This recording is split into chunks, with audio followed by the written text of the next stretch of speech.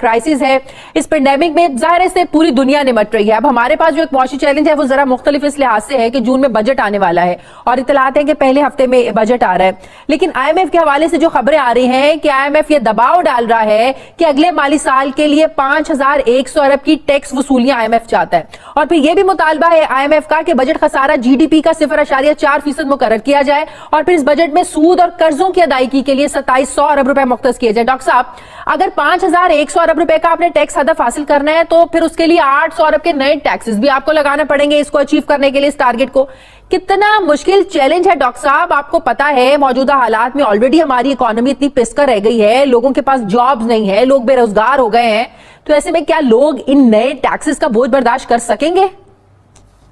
यहाँ पर मैं सिर्फ ये कहूंगा, इस तरह तो होता है, इस तरह के कामों से इस तरह तो होता है, इस तरह के कामों में आप जब जाएंगे IMF में तो ये चीजें आपके साथ होंगी।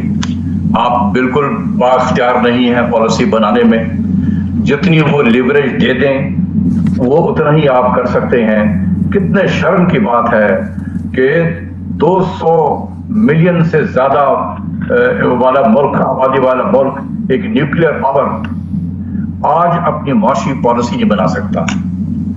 उसको बताया जाता है कि आपने क्या क्या करना है, हम सिर्फ उनकी बातों पे इम्प्लीमेंट करते हैं। मेरे ख्याल में पाकिस्तानी बड़े खुश हो रहे होंगे इन सब चीजों से। जब मैं यही बात मैंने शुरू में कहा तो मैं अकेला खड़ा था, आप तरह के जितने चैनल थे कोई मेरे पीछे नहीं खड़े थे, और मैं इसी दिन के लिए, क्योंकि मैं जानता था कि क्या होगा पाकिस्तानियों के साथ में, और मैं कह रहा था कि प्राइम मिनिस्टर साहब खुदा के वास्ते इस रास्ते पर न चले।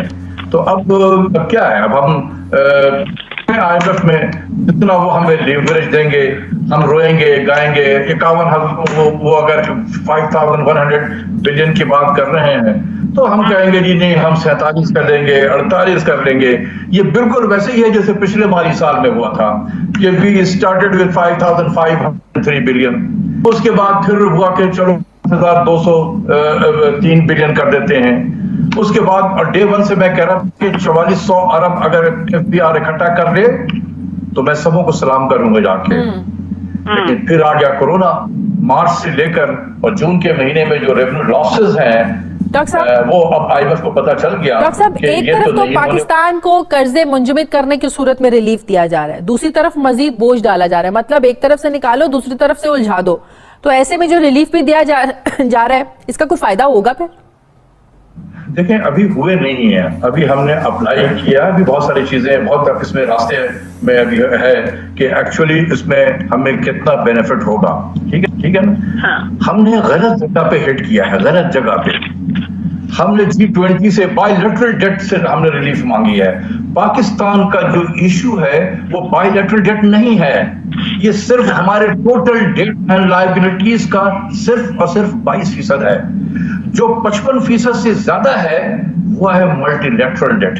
हमने किसी ने एक लफ्ज नहीं बोला मल्टीलैटरल डेट पे। अगर प्राइम मिनिस्टर के लेवल पे ये बातें अगर करनी थी तो ऐसे लेवल इस चीज की बात करनी होती कि जिससे कोई पाकिस्तान को ज्यादा बेनिफिट हासिल होता।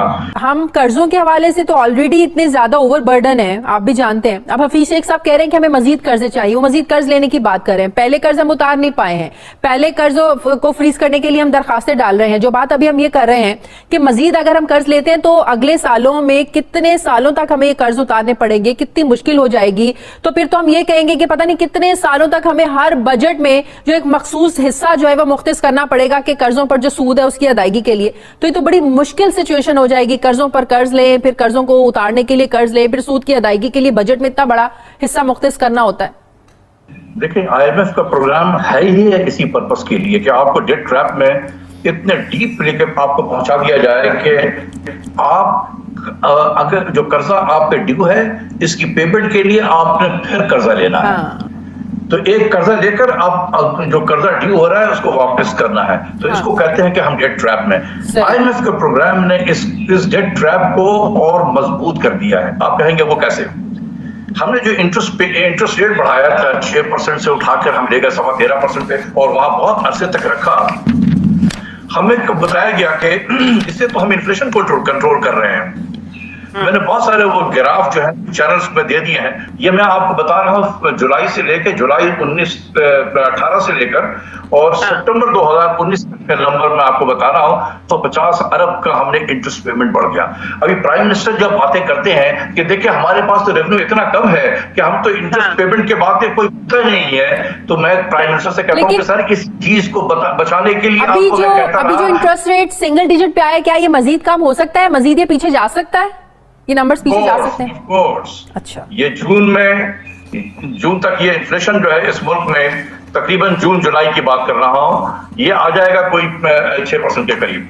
हमारा डिस्काउंट रेट स्टेट बैंक वो भी 6% अच्छा, डॉक्टर साहब अगर दुनिया की शरह नमू की बात की जाए तो इस पेंडेमिक के बाद ये कहा जा रहा है कि ये 0 नेगेटिव पर जाएगी, जो कि कोरोना से पहले, इस पेंडेमिक से पहले ही शरह नमू 3.5-4% मतवक्के थी, जो कि बिल्कुल नॉर्मल था।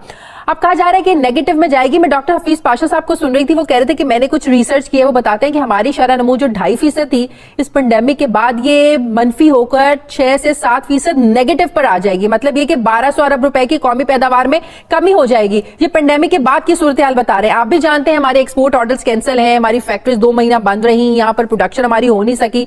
तो ये जितनी एक्स्ट्राऑर्डिनरी सिचुएशन है, ये जो इतना नुकसान है, ये किस तरह और कितने अरसे में ये सब रिकवरी हो सकती है? मैडम जुलाई से लेकर फरवरी तक तो हम नॉर्मल हालात में थे।